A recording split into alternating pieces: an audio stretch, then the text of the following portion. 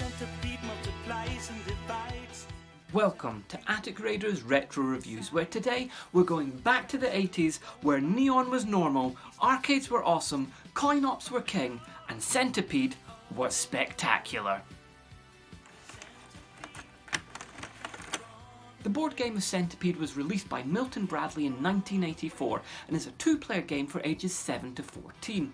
It was based on the hugely successful arcade game which was released by Atari 3 years previously in 1981, before receiving home releases on various Atari systems, the Apple II, BBC Micro, Commodore 64, Intellivision and Game Boy amongst others. Centipede saw you playing as a gnome trapped in the perilous enchanted forest, firing sparks from your magic wand to defend yourself from attacking bugs, fleas, spiders, scorpions, and of course, centipedes.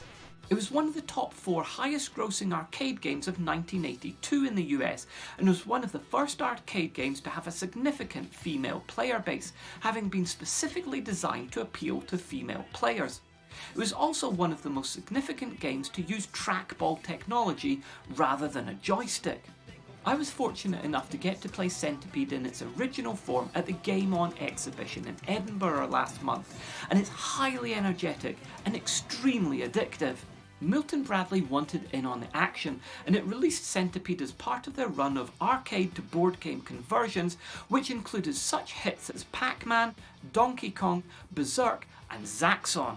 Unfortunately, like other games in the series, although the US release features amazing frame-worthy box art, here in the UK we got yet another damp squib, with the game board itself taking centre stage instead. The board game takes the arcade's basic premise and twists it to allow 2 players to go head to head, both controlling their own centipede and their own shooter, though the video game's sparking wand has had a bit of a technological upgrade to a hulking great laser cannon.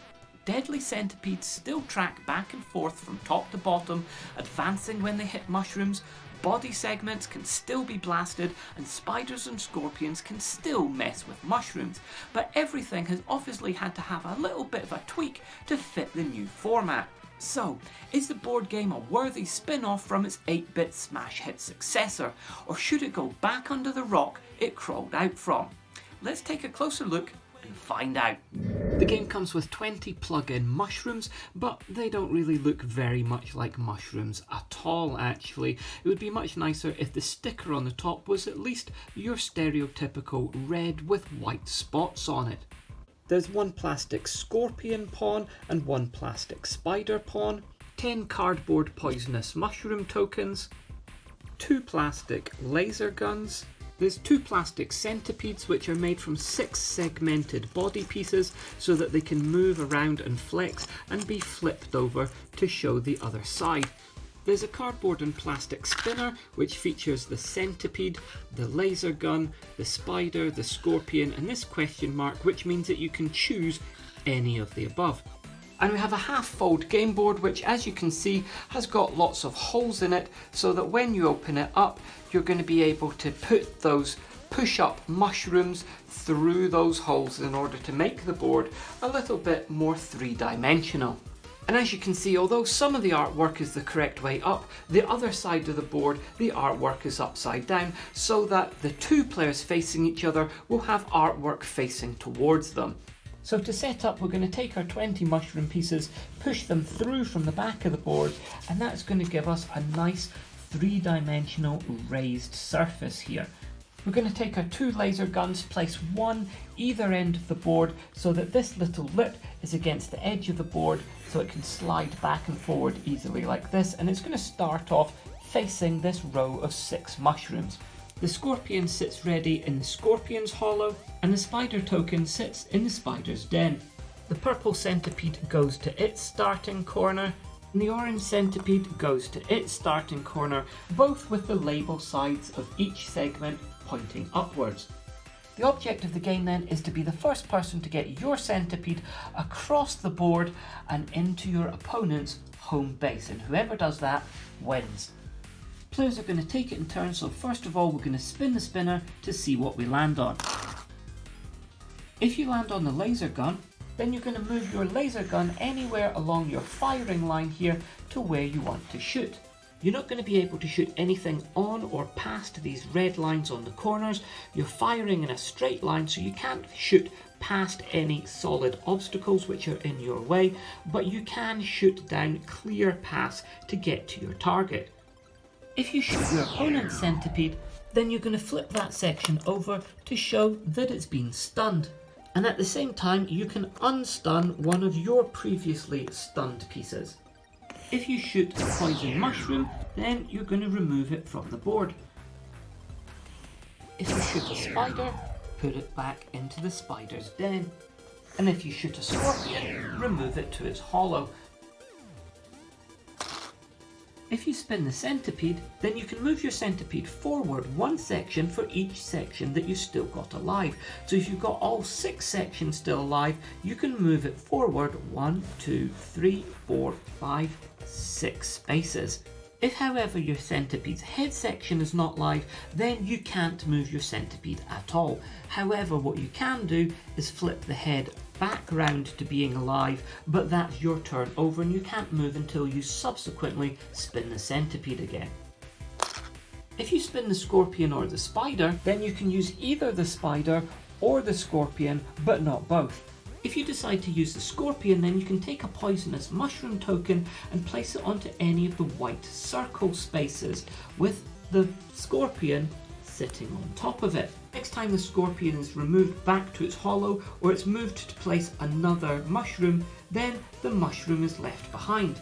And what that means is that your centipede can use that mushroom to create a shortcut. Instead of having to go all the way around the track like this, then as soon as it gets to the mushroom, 1, 2, 3, 4, 5, 6, it can spin around this 3-dimensional mushroom here in the middle and take a shortcut round here instead of going this long way round, hence making it quicker for you to get to your opponent's home base and win the game. If you want to use the spider, then you take the spider token and place it onto one of your opponent's poison mushrooms. Then the next time that the spider moves, either back to its hollow or to another mushroom, then this mushroom is removed and your opponent can't use it for a shortcut. Or you could use the spider to attack your opponent's laser gun, either by placing it here or here along your opponent's firing line. Wherever you put it, you want it to be on the half of the firing line that the laser gun is on. The next time you spin a spider or the question mark, you can then move the spider onto any of the 5 adjacent spaces and then onto the barrel of your opponent's gun. You then get to spin the spinner again and have an extra turn. And your opponent can't use his laser gun again at all until that spider gets moved off of it, either by spinning the spider or the question mark and moving it off of the laser gun. But remember, you can only jump onto one of these 5 adjacent spaces on your go, so between you placing your one here and then spinning it, getting it again and jumping on, then your opponent might move his laser gun out of the way to the other side of the board, and then you can't attack it. When centipedes meet on the path, as they invariably will do, whichever centipede is the one that is moving and lands on the other one is going to move directly over the top of the other centipede, land on the other side of it, and then end their turn.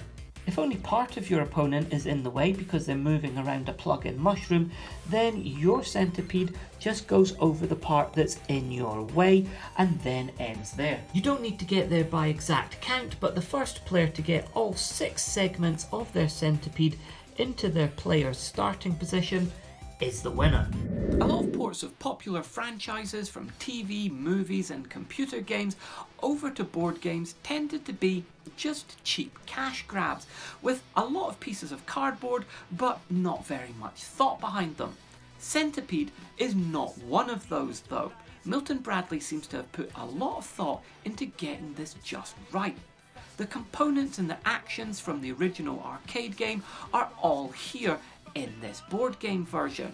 Yes, the flea has been kicked out, but the centipede, the scorpion, the spider and the mushrooms are all here, and they all pretty much do what they do in the arcade game, but obviously within the confines of a board game, and obviously one that's had to be adapted so that two players can play it at the same time.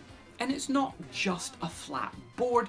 Those 3D pieces, the three-dimensional mushrooms on the board, give a really nice touch. And they're not purely aesthetic, they actually do something. They act as pivot points so that when you hold on to the head of your centipede and move it around a mushroom, it just naturally curls around it with the segmented body. So it's really quite a nice little design, a nice little gimmick. And the centipedes have been designed really quite well so that you can flip over those individual segments while keeping the whole thing together, and the whole thing is still flexible. So it's a nice design. I do kind of wish that they'd maybe done something a little bit different with the stickers on the body. The head of the centipedes, for example, does not really look as vicious as I think it probably could, especially given the artwork for the centipede on the Atari game. That said, it's a small thing, and the lovely Atari artwork is there on the board showing the centipede in all its glory. This is a pretty simple, straightforward game that's quite easy to learn and teach. All of the components do, as I said, basically what they do in the arcade game, so it's quite natural and straightforward what they do and what they're meant to do in the board game. The main drawback for me with this game is the spinner. Now, I don't actually mind spinners myself, but this spinner doesn't seem to actually work very well. I tended to find that when you spun it, it would rotate basically the same amount each time that you used it. As each segment of the spinner is not an equal percentage of the overall thing, which is obviously a deliberate choice, then you couldn't have each of those 4 options assigned to different faces of a die. You would need to look at maybe using a 10-sided die and having the different percentages represented by different numbers of faces of the die, each showing the same image or symbol. But I do think that having a die instead of a spinner would make this game a lot nicer. And it wouldn't have been too hard to make a custom die for this, especially since money was definitely being spent on plastic components and tooling. It seems at the start of the game you are definitely subject to the luck of the spinner, but as you go on, I did find that more and more you're using a bit more strategy. If you land on the question mark, obviously you have to strategically choose which of the 3 things to do, but even if you land on the spider and scorpion symbol, then you've got to decide whether to use the spider or the scorpion, which is going to work out best for you. And if you use the spider, are you going to use that for attacking your opponent's gun or destroying a mushroom, therefore stopping your opponent from moving forward more? And if you choose the gun or spin the gun, then what's the best thing for you to shoot? Are you going to go after your opponent's centipede, or are you going to go after some of their mushrooms? So there's definitely a bit of thinking involved, and it's not just simply on the rails. Compared to the arcade game with its use of the tracker ball, this is a much slower, much tamer version, obviously being a board game. So if you're looking for that frenzied energy of the arcade game, you're not going to find that here. But if you enjoy the theme and you want that nostalgia, then this is a good game for that. Overall, I would say that this is a decent game and it's worth picking up.